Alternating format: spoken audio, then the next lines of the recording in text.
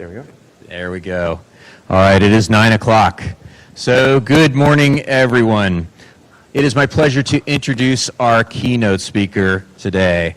First time I saw Mr. Ed Skoudis was at a SANS event when he was teaching track 4 in Orlando, Florida, in a room probably 3 times the size of this with a packed crowd with 1,000 people listening to him. And I heard him talk about all of these magical superpowers that I wish I would acquire someday. And then I learned my very first offensive activities from Mr. Skoudis. I took those back to the workplace, and when I got back to the workplace, I found that if I demonstrated actually how these attacks work, then it was so much more impactful to the people that were making the decisions about these risks. And as a Chief Information Security Officer, I could really have an impact on the leadership team by demonstrating these things. And then I can remember, I don't know if you remember this, but I can remember coming out of a very frustrating meeting and having talked about all of the different things we need to do in information security and getting support for none of them. And I walked back to my desk and I just sat there and I thought about all of the great things that CounterHack was doing with virtual machine escapes and all of these different attacks that Ed Skoudis and his teams were the pioneers of, and thinking, gosh, wouldn't that be great? And I sent you an email back at the time and said, I just came out of a very frustrating email meeting, and I just want you to know that I'm fantasizing about working for Ed Skoudis. Fast forward several years, he's become a very dear friend, and I am so, it is my distinct pleasure to announce that Mr. Ed Skoudis, our keynote here, is here to talk to us about how things have changed in the military landscape and cyber. So join me in giving a warm round of applause and welcome to Mr. Ed Skoudis. Thank you, brother. Thank you, Mark. Appreciate it. Thank you, Mr. Baggett. It is an honor to be here. Can you hear me? Good morning. Good morning. I give that about a 70%. You want to try again? Good morning. Good morning. Yes, welcome to BSidesAugusta. I am super excited to do this talk. Really, I haven't been this excited to do a talk in years. I got some cool stuff I'd like to share with you, stuff that I've been thinking about for the last 11 months. It's a brand new talk. I finished writing it yesterday. I've been working on it, thinking about it for 11 months, writing it for the last 2 months, and honestly working on the stuff behind it for about 20 years. The talk is called Dragons and Eagles and Bears, wherever that comes from. Oh my. Nation states and cyber power, Hacker reflects 20 years in. Now, I'd like to point out that for all of the artwork that I created for this presentation, I used Midjourney. Anybody here use Midjourney? It's an AI image generation tool. And I'm providing to you the prompts that I use to create each of these things. Some of the prompts are very simple. Some get more complex. For this one, it was actually rather complex to create. Because I went to Midjourney, and I said simply, I want you to create a picture for me. So imagine prompt, that's what you have to type in, of a dragon fighting an eagle fighting a bear. And it created these dragon, eagle, bear entities, 3 of them, fighting each other, which is not what I wanted at all. They were like mutants or something. So I tried again. I said, there's 3 things fighting. One is an eagle, one is a bear, one is a dragon. And again, it's got this dragon, eagle, bear thing where each being has aspects of all 3 of those. Try again. I spent probably 3 or 4 hours to get this thing done. The way that I ended up doing it, those of you who use Midjourney, have you used the region modification tool in it yet? It came out about a month ago. Very helpful. So what I did is I said, draw me 3 dragons. And it drew an image of 3 dragons, an image of 5 dragons, an image of 7 dragons. I just wanted the 3. So I took the 3, and then I carved out the one on the right-hand side, and I said, make that dragon an eagle. And it did. Fighting, of course, an eagle fighting. And then I kind of carved out the other one, and I said, make that dragon a bear. And there you have it. Now we have dragons and eagles and bears. Oh my. But I provide you the different prompts here so you can kind of see how I'm using AI in creating artwork for my presentations. So about me. Look at the prompt here. What? I kid you not. I just went to Midjourney and said, image prompt Skoudis style, and it drew that.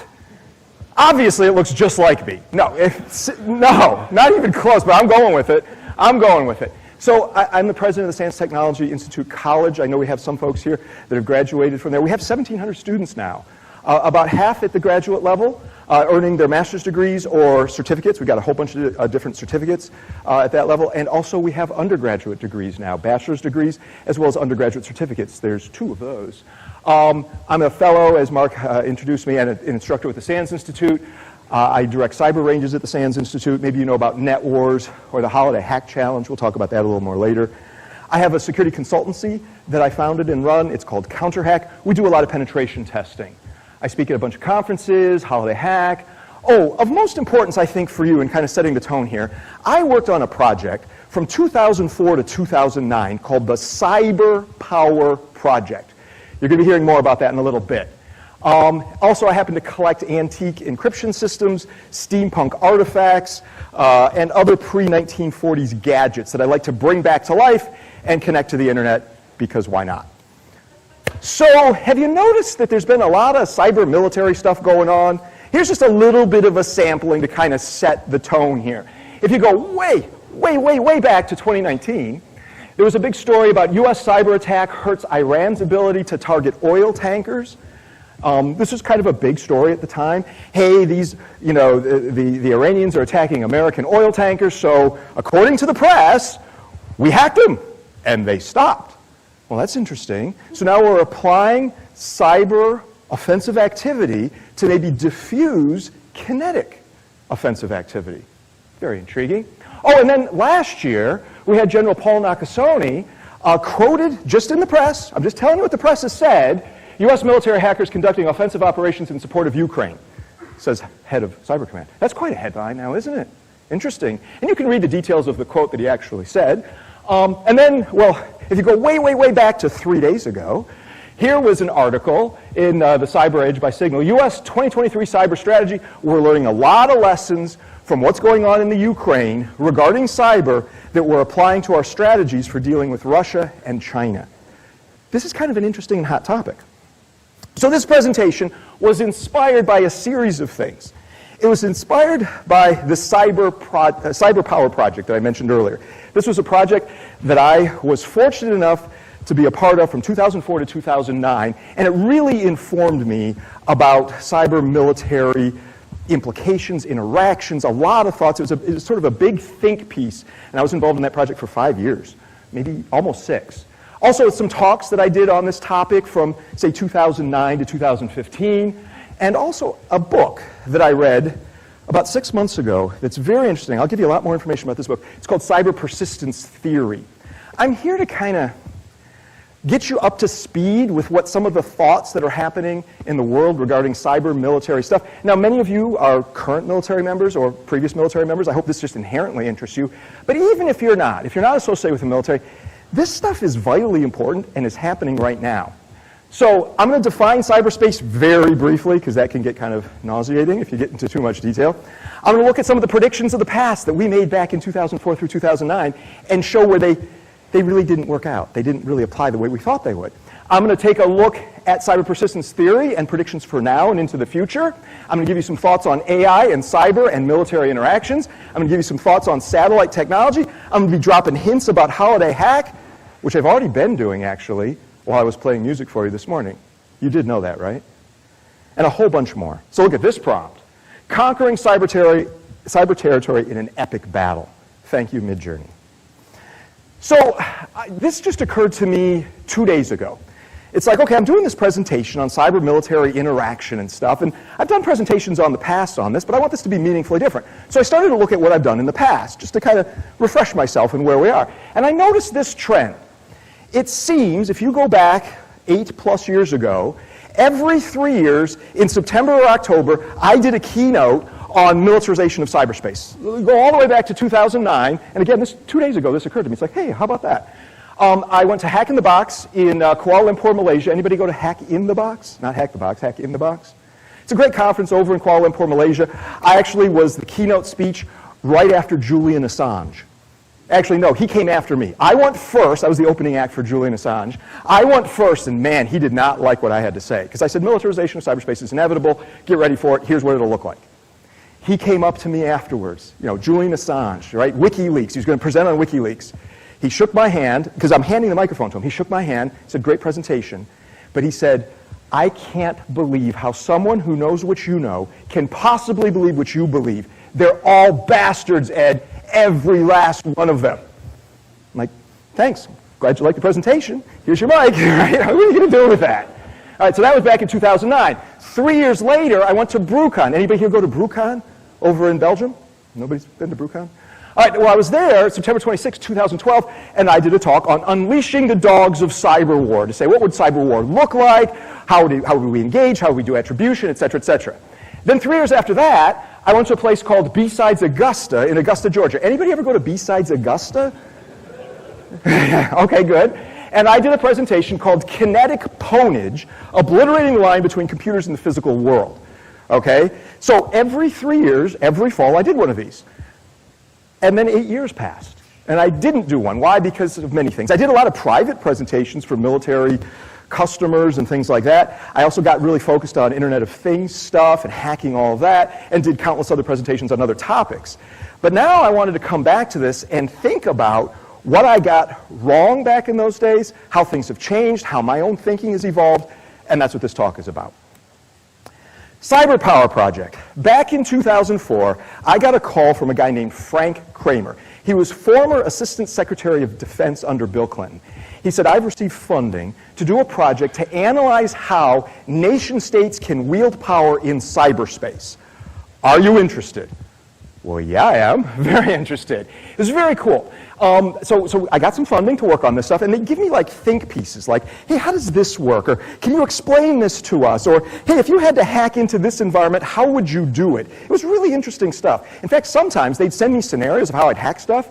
I would come up with a way to hack it, send it back to them, and then a month later they'd say, all that stuff that you just did, you have to package it all up and send it to us because it's been classified, and you're not even allowed to think about it anymore. Okay, great. How about that? So we think through various models and paradigms of nation-state activity. To this day, I don't really know who funded the project, but the checks didn't bounce, so I was happy about that. And there was a lot of focus, at least early on in the project, 2004, 2005, 2006, on defining cyber as a warfighting domain. Back in the day, they opposed this. A lot of people said, no, it's not. But we really pushed for this. You know, the four warfighting domains before this work was land, sea, air, and space. And we said cyber is another warfighting domain, and we have to be ready to engage in battle with enemies in that environment because it's going to happen whether we like it or not. And cyber has very different rules of engagement, very different physical, if you want to call it that, properties from these other warfighting domains. So we set out to work on that stuff. We had debates about whether cyber should be its own branch of the military, like, say, the Air Force, which used to be part of the Army, right? Should cyber be entirely different, or should it be included in the existing branches? We discussed military decision-making with cyber operations, weapons system reliability. This was, look, I'm a civilian guy. I've never served. Many of you have served. Thank you for your service. But my father served in Vietnam. My grandfather served in World War II over the Philippines. But not me. I'm a civilian guy. But to be part of this conversation and to hear these people who have studied and really, really know military professionalism and to learn from them, it was mind-blowing. This was the most fun project I have ever worked on in my life. And I had the honor of working on it 5.5, almost 6 years. We talked about the history of warfare. So you'd be talking with somebody and they'd say, you know, William Tecumseh Sherman didn't believe that. I'm like, okay then, you know. How would Patton approach this? Gee whiz, that's pretty kind of cool, you know. So all these discussions and much, much, much more. So in 2006 and 2007, we took our project and we decided to have a series of workshops. There were 5 workshops over 2 years where we would invite some of the smartest people we could find in the military, in academia, in commercial space and say, hey, let's talk about cyber nation-state activity and how we expect it's going to evolve. 40 to 50 people would attend each of these workshops.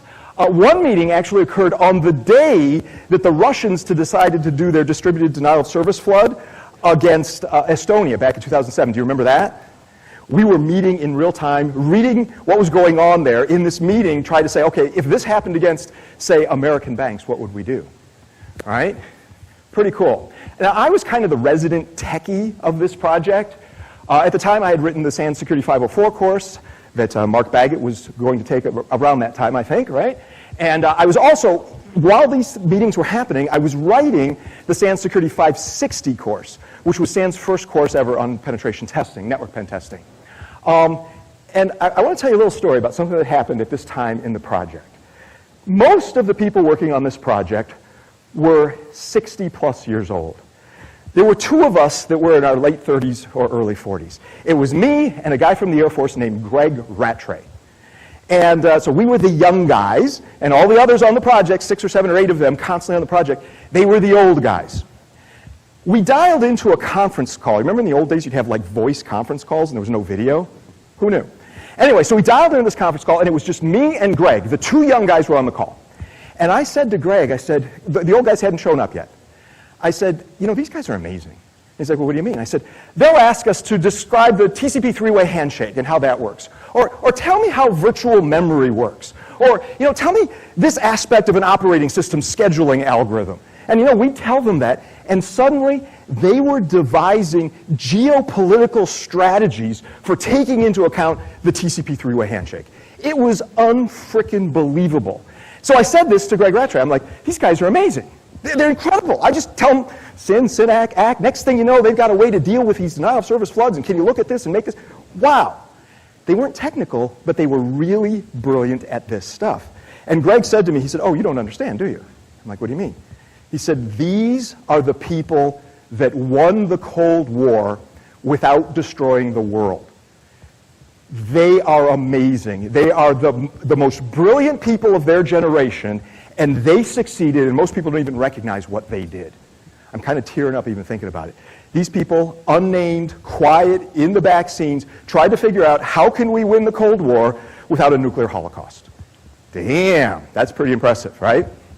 Cool, and I'm like, okay, and then all the old guys joined and we started talking about virtual memory management. Okay, so there you go. The project culminated in our creating a book called Cyber Power and National Security. This is a book, I'm going to show you a little more detail about it. I wrote 3 chapters in it and collaborated on a few other chapters. I'm not trying to sell you the book. I wouldn't, no offense to my co-authors, but I wouldn't buy it now because it's back from 2009, right?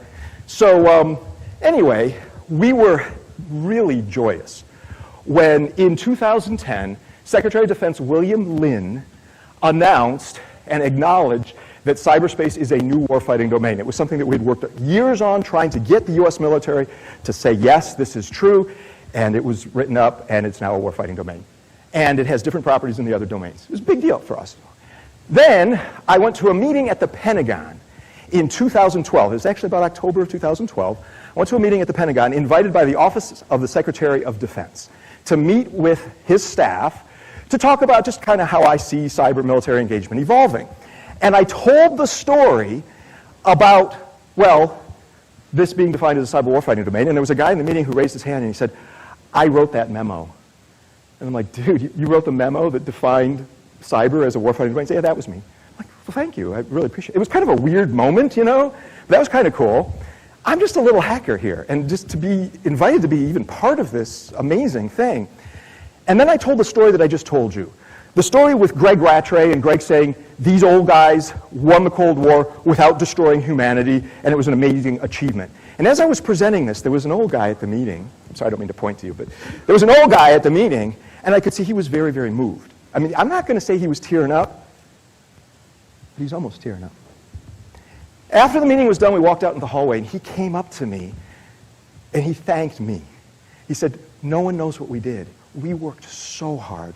We put in so much time, so much effort that we weren't with our families to try to figure out how to resolve this situation of the Cold War without there being a nuclear exchange. Almost nobody has any idea of what we did, but we did it, and we made it work. So I shook his hand and said, don't thank me, thank you. I mean, you're the one that saved humanity, not me, right? Wow. So that's the Cyber Power Project and the associated workshops. So a tale of 2 books that inspired this talk. I already mentioned this book, where I wrote 3 chapters. I did one on evolutionary trends in cyberspace in 2008 and 2009. I did information security issues in cyberspace. They also asked me to look at biotech revolution and how we could like wire human brains into computers and stuff. Of course, now Neuralink is doing a lot of that stuff. But anyway, I've got 3 chapters in this book on that. I also worked with a guy named Dick Kugler. He wrote a chapter on deterrence in the cyber world. How could we deter our adversaries, such as, say, the dragon and the bear? That's in here. And I worked with Elihu Zimet on a graphical introduction to cyberspace for people who aren't technical.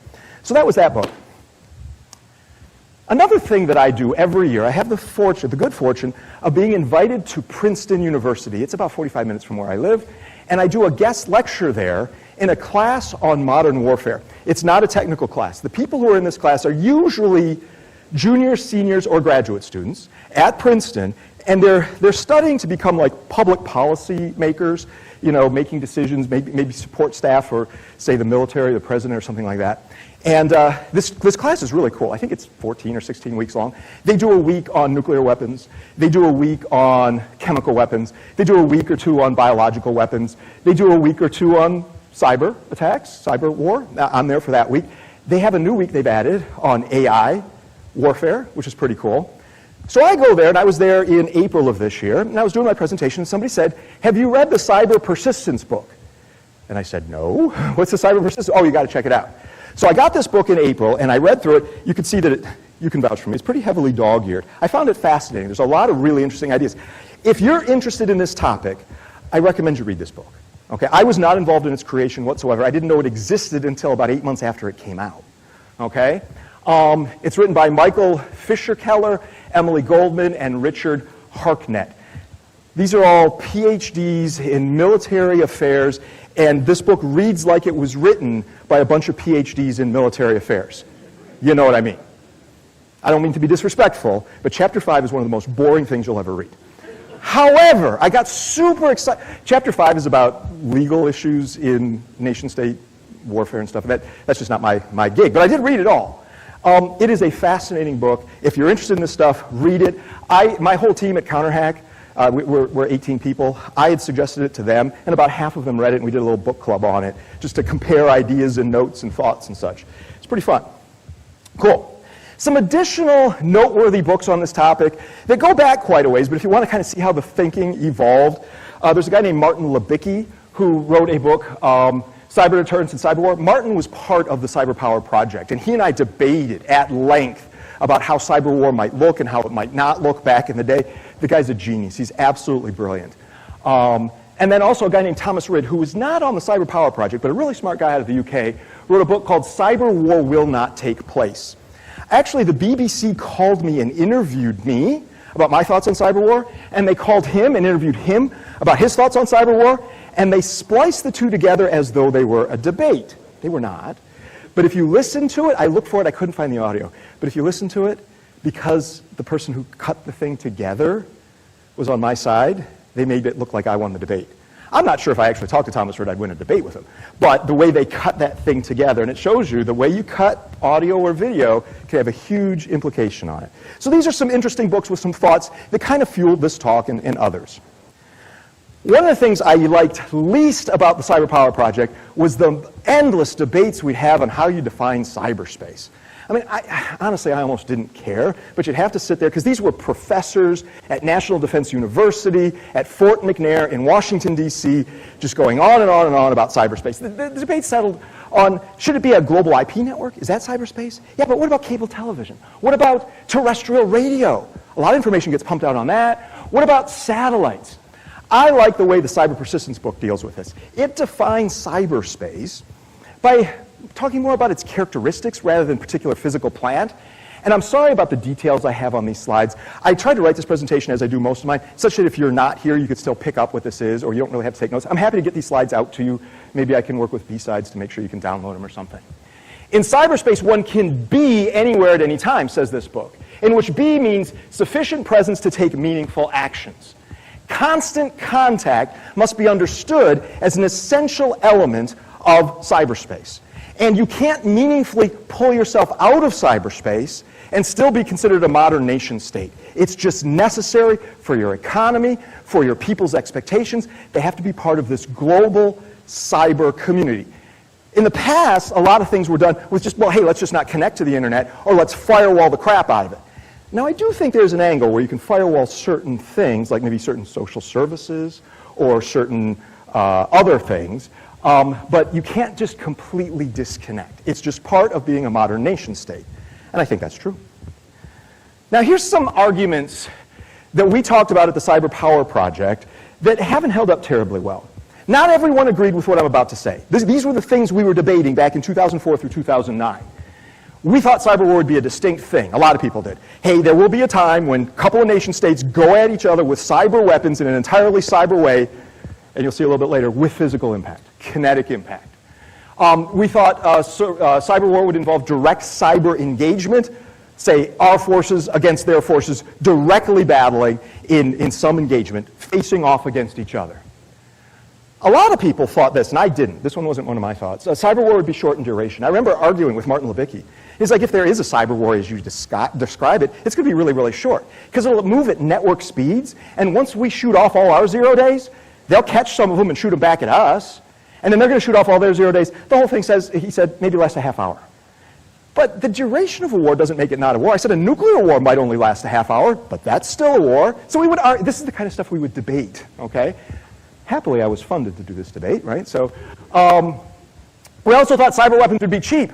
I mean, back in those days, 2004, 2005, 0 days, like you shake a tree and they just start falling out. So we thought, you know, for $5 or $10 or $50,000, $500,000, you give me $5 million, I'll give you 0 days until the cows come home. We were wrong on that. Turns out, it's not just finding the 0 days, although that cost more money than we thought at the time, nowadays, because cybersecurity's improved. But also, all of the infrastructure needed for it, all of the training, all of the efforts, costs a lot more money. We thought cyber war would likely have a kinetic impact, and we thought deterrence would be a major element of it. We thought, hey, the Russians and the Chinese will be afraid of us hacking them, so therefore they won't hack us. It's deterrence, and we have to show that we're capable of hacking them without actually hacking them. Now, you notice the slide says, this didn't hold up very well. By the way, my Imagine prompt, a civil defense poster warning people about cyber war. And you could see, even then, it's pulling in these concepts just sort of automatically. But that's not what cyber persistence theory said. Almost everything you see on the previous slide, cyber persistence theory, this book that came out last year, it was April or May of 2022, says this. This is what cyber persistence theory is. Listen to this carefully. I'm going to just read it and then I'll unpack it for you. Cyber persistence theory is a structural theory posits that the combination of core structural features, interconnectedness, core condition, constant contact, and reinforcing structural features, macro resilience and micro vulnerability, forms the basis of a distinct logic, exploitation, that carves out a form of strategic behavior, initiative persistence, among states in the pursuit of security that is distinguishable from the conventional and nuclear strategic environment. Let's unpack. Interconnectedness, I mentioned, that's just the nature of cyberspace. You're interconnected, so you have constant contact with potential adversaries. That's just the way it is. This also, I thought was interesting. Macro resilience. It is stunning to me, as I look back over the last 20 years, that the internet at large hasn't come down a few times. Yeah, there's been some interruptions here and there, but it's been a remarkably resilient environment. For those who know the details of how this thing works, it's really incredible that the ISPs are able to make this thing just work and route packets. But with micro vulnerabilities everywhere. Hack this machine, 0 days, while more expensive, they still come out all the time with massive numbers of systems vulnerable. So that they're ripe for exploitation, and instead of it being sort of very periodic force-on-force interaction, there's so many pawns on the chessboard, nation states can just reach out and start gathering them in through exploitation with initiative persistence. And this is very different from conventional and nuclear approaches to warfare in profound ways. Some other aspects of cyber persistence theory. Some of this is going to underscore what I just said. Others is going to bring in new ideas. First of all, you can't just disconnect. You can't just firewall everything because then you're not a modern nation state. It just doesn't work that way. You're not just playing defense. This is a big thing this book talks about. It says the United States, if you go back 10 or 12 years ago, said we're going to do this on defense, and most of our actions are going to be associated with law enforcement, not military. And the book, in the very boring chapter 5, talks about how that approach didn't really work that well, and it was changed in 2012, 13, 14, to say, no, we're going to have more initiative and to take some of the pawns off the chessboard and not have direct confrontation, right? It talks, so constant activity rather than episodic interactions. It talks a lot in this book about something they call a cyber fait accompli. The idea there is if your nation state wants to take those pieces off the chessboard, you could do it. And the other side very likely won't contest you, or if they do, it'll be minor. Now, you got to be careful. You want to stay under the threshold of direct connect military engagement. You don't want to blow their stuff up. But taking command and control of it, depositing your C2 channels, that seems to be acceptable by modern nation states at a certain level. Honestly, it seems as long as the civilians don't know and don't get too worked up about it, it's okay. All right? The relative scarcity of direct cyber engagement they talk about. because of the extraordinary abundance of opportunities for exploitation. So in other words, they just said in the normal course of business, nation states are going to be compromising each other just constantly. And any nation state that doesn't do this is actually going to fall behind and not be a great power over long periods of time. It's pretty powerful stuff. Now, you got to keep below the level of armed conflict, and it's not war in the traditional sense. It's just baked in. It's the way cyberspace works, given the macro resiliency and the micro vulnerability. And it's a fundamental component of being a modern nation state. Posits this book. Now, that's jarring, isn't it? And it's different than what we thought about 20 years ago. And one of the big areas it talks about is conventional versus nuclear versus cyber activity. When we were working on this in 2004 to 2009, we tried to analogize everything to conventional weapons or nuclear weapons. This whole concept of deterrence, this whole concept of engagement, et cetera, et cetera. Analogies abounded. Some people said cyber war is inevitable, others said it will not happen. I mean, you saw the title of Thomas Ridd's book. And that, of course, depends on how you define war.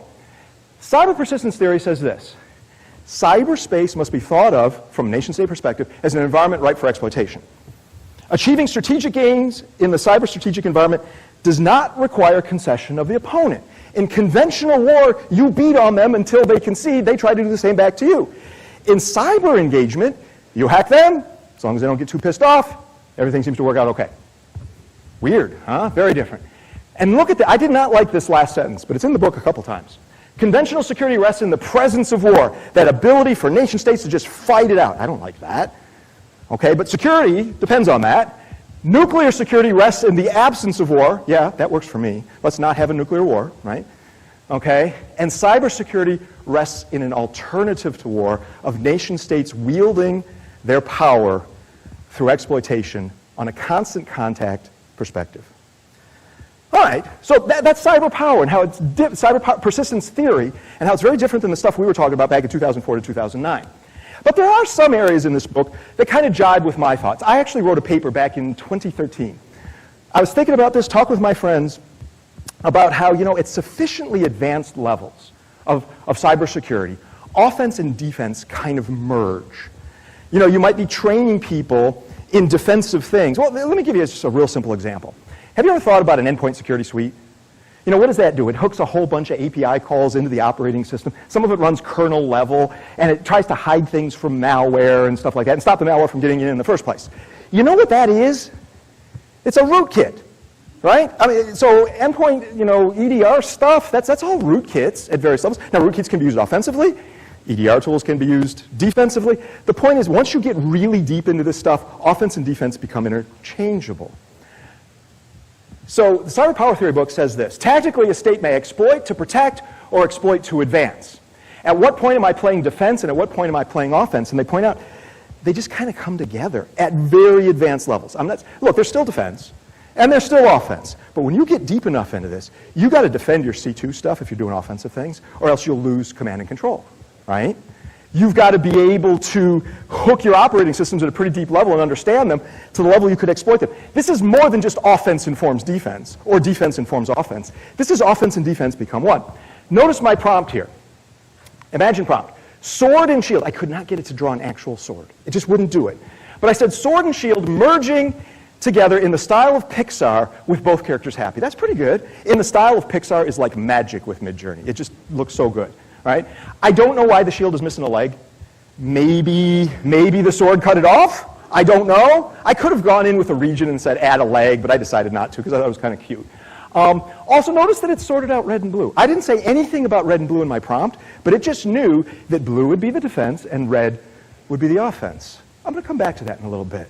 But I do like what they say here. Some of us a decade ago were arguing that cyberspace is offense dominant or offense advantage. But today we realize that's less meaningful, and it actually might be analytically too limiting. All right. Another thing in cyber persistence theory that they say many times in the book is that one of the things that defines cyberspace is the terrain is made of systems and code, so the terrain over which we battle, and the weapons are also made of systems and code. This is a very unusual thing, that the terrain over which we fight is the same things that our weapons are made of. And nation states and even users can create new terrain extending it at any time. and wielding control over that or using it to manipulate in an exploitive way an adversary. So I'm reading all this stuff and I'm thinking, do you know what the most effective cyber weapon currently in widespread use is? This kept coming back to me. It's not in the book, but I thought of it again and again. Are you ready? Watch this. With that definition and the definition of cyber persistence theory, I think the most effective cyber weapon in current widespread use is TikTok. Really powerful stuff. Amazing. Now, some people on the other side of that divide might say, no, dudes, we learned from you on YouTube and Snapchat and Instagram and Facebook. Now you're getting your own back at you. Now, of course, China does block its own people from using TikTok, but they're really happy for us to use it. Yeah.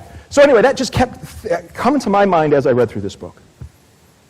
Now let's talk about information dominance and cyber persistence theory's thought on that. Cyber persistence theory, because the book came out, last spring, spring of 2022, it doesn't talk a lot about AI. There's a little bit in there, maybe 4 or 5 pages. A little bit about AI, but not a whole lot. Here's what it says. AI does not clearly portend moving to dominance of the offense or the defense, it says. I get asked this all the time. Given the rise of AI and large language models and developing code and creating malware using AI, is it going to benefit offense or defense? My belief is, in the short term, offense all the way. Perhaps, if we're lucky, over the longer term, defense will be able to keep up. And I really think that holds. I strongly believe that. But their point is, hey, we'll see, that's down the road. It does suggest, though, listen to this, the book suggests that widespread adoption of AI by nation states in their military structures could change this sort of fait accompli thing and this sort of free-for-all of exploitation and make for more channeled, direct confrontation in cyberspace between offensive AI and defensive AI between nation states. It hints at that. It's a light teasing of the concept, but I find it fascinating. But independent of AI, the book says this: there is at a base level too much information available in cyberspace. Oh yeah, there's just too much information for us to process. You hear all these talks today about disinformation and misinformation, good information and bad information. Here's my thoughts. AI, large language model AI, also generative AI for pictures and videos and music, they're going to greatly compound the information confusion problem in a way you can't even imagine. But give it 6 months or a year and you're going to say, oh my gosh, what a disaster of garbage information. Because you see, using AI in the 2024 US election, available at no cost essentially to everybody, it's going to be a watershed event of garbage information. Because AI allows so much content to be so quickly generated at such a low cost and deployed so widely, we're going to be swimming in garbage. It'll be everywhere.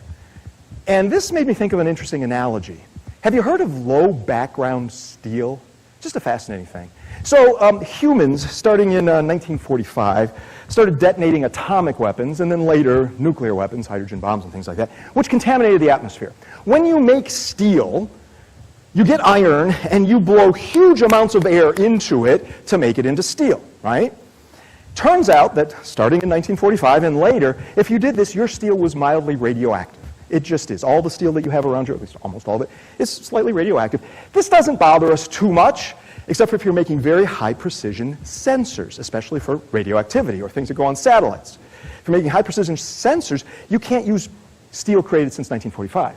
So what do? You pull it out of sunken ships that sank before 1945. This is called low background radiation steel. Okay, so thinking about that as an analogy, humans contaminate the environments we go into. It's just what we do. Sorry, it's bad. I remember as a kid hearing about light pollution, and I thought, why would we have light pollution? You just turn the lights off. But no, light pollution is a big deal, right? You can't see the Milky Way galaxy from inhabited places in the United States, largely inhabited. Or noise pollution, just shut the noise off, I thought as a child. But no, it's a big problem. We're going to have information pollution. We're going to pollute the infosphere like you've never seen in the next year running up to the 2024 election. And it's going to be a mess so full of garbage. And there were some really interesting papers that came out about, oh gosh, it was about maybe 2 months ago, about how if you train an AI in a corpus of information that has been in part created by an AI, the models diverge from reality and usefulness really fast over the space of 2 generations of AI, which are happening every 6 months or a year now, right? So really fast. Training AI with too much AI-generated data will result in severe and rapid degradation of the models, and it'll all be crap. Which means, just like low background radiation steel is highly valuable, right? If you've got sunken ships, that's really valuable stuff. You could sell that metal for all kinds of money. If you happen to have a corpus of information from prior to when ChatGPT was released that you know was generated by humans, that is incredibly valuable information.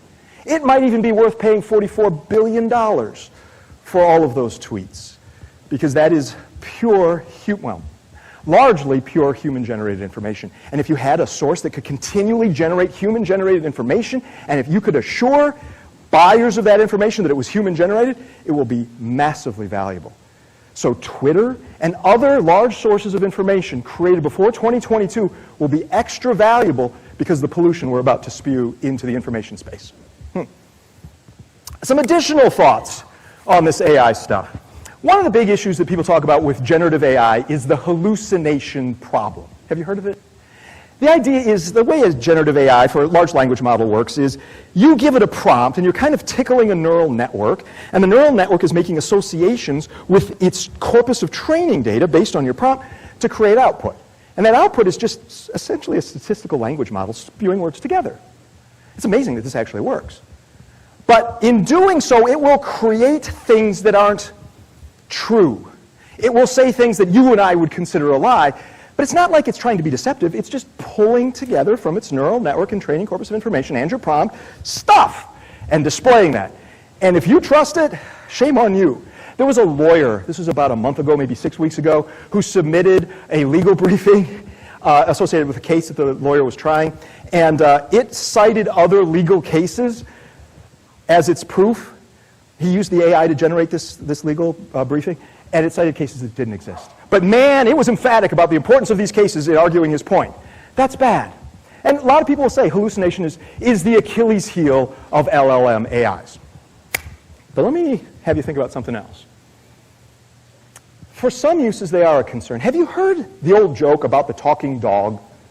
The talking dog problem. There's a great paper. If you haven't read it, I urge you to read it. It's only about 28 pages long. It's by Terence Sejnowski. It's called Large Language Models and the Reverse Turing Test, July of 2022. Please read it. It's really good. I was talking to Marcus Raynham, who's sort of the inventor of the modern firewall, about this paper. He says it's like a master's degree in large language model issues, and it's worth your time to read. Anyway, Sejnowski says in this paper, it's like the talking dog problem. And the talking dog joke goes like this. There's a business person driving down the street in rural Kansas, and he sees a sign hand-painted on the side of the road that says, "Talking dog, $10, next stop." And he's like, $10 for a talking dog? Really? So he pulls over. Why not? And as he pulls over, Rover starts running up to him. This little dog runs up to him. He says, "Hey, mister, how are you? Please take me away from here." And the guy is startled. This dog can talk, just like the sign said. So the business person says, "Well, how is it that you came to talk?" And the dog said, "Oh my gosh, you should hear this." Turns out the US government wanted to fund this talking dog problem, and they spent over $1 billion. It was the NSA, I'm telling you. It was the NSA spent over $1 billion doing all this genetic engineering and training, and finally they produced me, Rover, the talking dog. And then the business guy, he's like, "Well, how is it that you came to be in this farm in Kansas?" "Oh my gosh, I got to tell you about that story. They kept me under lock and keys because they were afraid people would freak out if they knew a dog could talk. So I was in this lock and key. I managed to wait until my keepers were distracted, and then I kind of got my way out. And then, did you ever see the movie Shawshank Redemption? So the dog says it was like Shawshank Redemption, and I had to dig down out of my prison and get out, and then I ran, and I got on a bus, and they took me to Kansas, and here I am." And the business guy's like, "I can't believe this. $10 for this?" And then the farmer walks out. And the farmer said, "Sir, are you interested in the dog?" He's like, "I can't believe this dog. This is so amazing. For $10, this dog can talk. The NSA spent $1 billion on him. He escaped." And the farmer says, "Oh, he told you that story, didn't he? The dog's a liar. He just makes stuff up. That's not true at all." There you go. Now, if you think about it, it's because a talking dog has no value to someone who is a farmer wanting to plant fields. But if you use it for a different thing, that talking dog could be really interesting. Maybe the talking dog could be a screenwriter, right? There was a strike, you could put the dog in place, right? Right? Or maybe the dog could be a storyteller. Maybe the dog can be an exhibit that you feature, a TV show, reality TV show, talking dog. It depends on your use case as to whether this thing that, yes, technically speaking, lies or just makes stuff up, is actually useful. So I posit to you that generative AI could actually be really useful with hallucinations. You can force it into hallucinations to think of ideas that have never been thought of before. Really powerful. So imagine you've got maybe you're using ChatGPT, and you type in what your prompt is, but then you append to your prompt some nonsense words. Jalapeno, butterscotch, chipotle. What does that have to do with anything that I'm interested in? Nothing. But it will force certain neurons to fire in the neural network of that AI, making it perhaps generate things that no one's ever thought of before. Now, 99% of what it's going to generate is crap.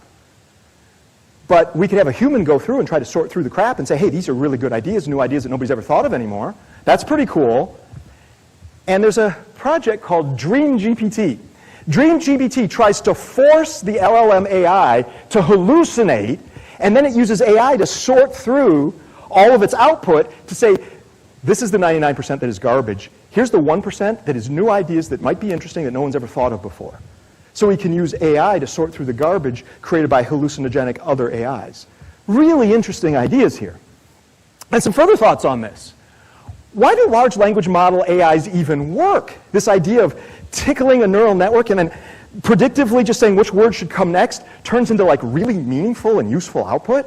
How is this possible? I was actually listening to a podcast a while ago. It was by an archaeologist, a professor at some university, I forget where, and he was saying he took a ChatGPT and he said, hey, I want you to do an analysis and comparison of some ancient Mesopotamian text. It's very, very rare. It's been translated into English.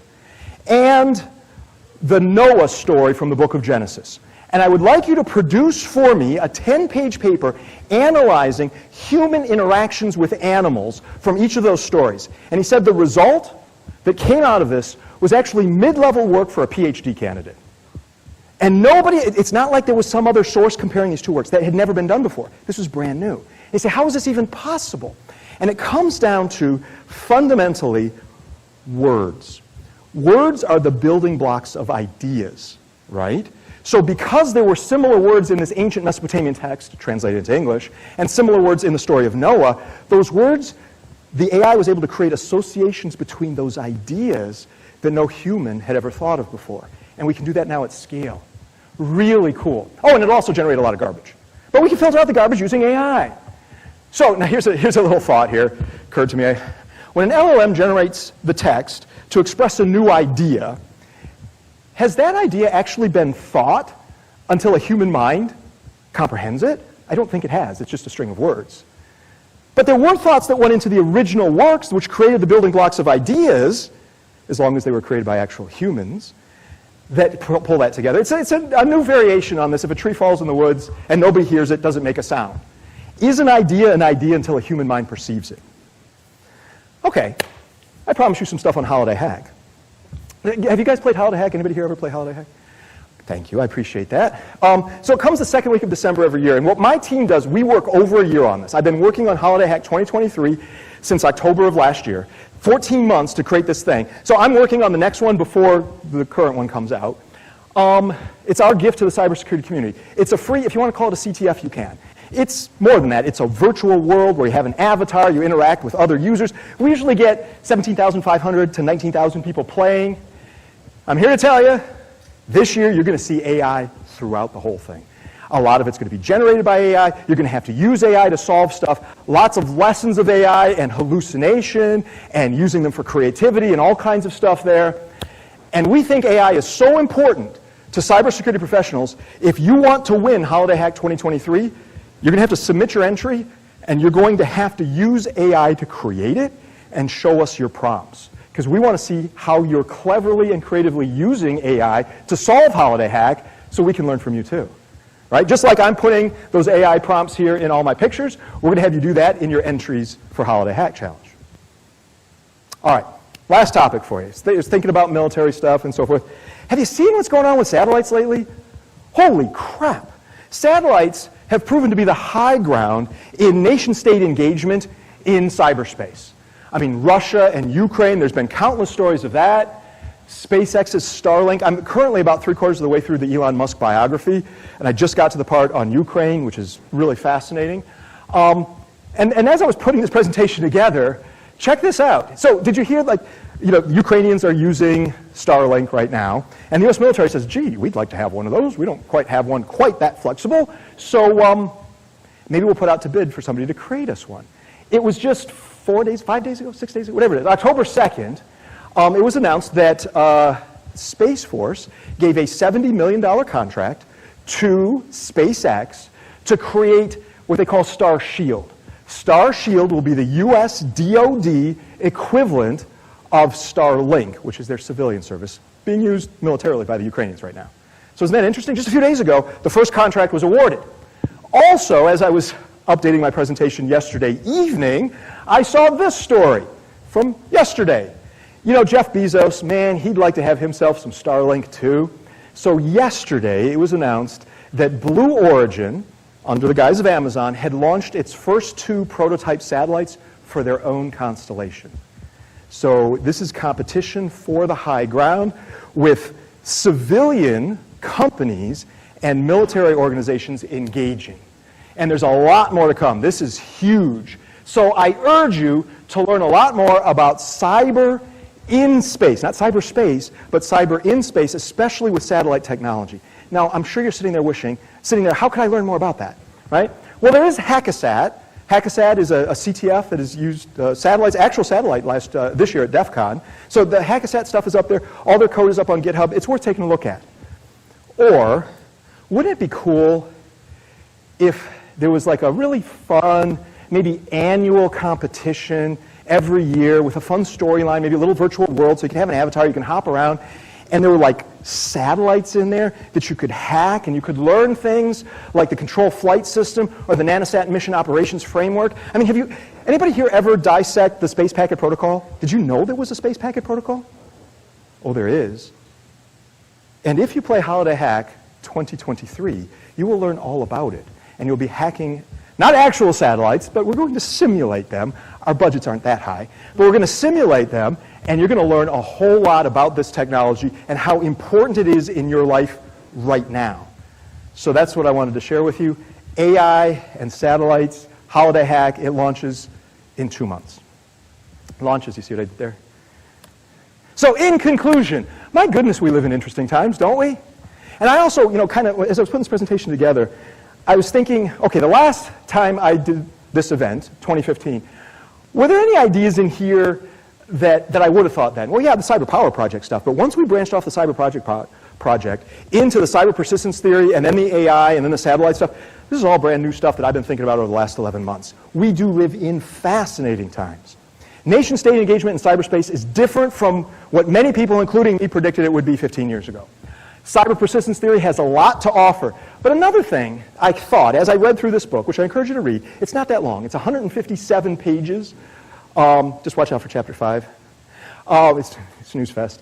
But 157 pages with 40, 50 pages of endnotes. So it's very well cited. But I do wonder as I'm reading this, this seems to me to be the way nation states are engaging in cyberspace now. I get it. And that seems like it will be true until it's not true. Right? It's the kind of thing that once we get past that, maybe through AI, maybe through some large-scale war due to events, this whole idea of, hey, we're going to take targets off of the playing field, grab those pawns, that could change very rapidly with direct cyber confrontation of nation states. We're not there right now, thankfully, but we could get there. So stay tuned. And that's what I wanted to share with you. I think we have a few minutes for Q&A. Right, Mark? Yes?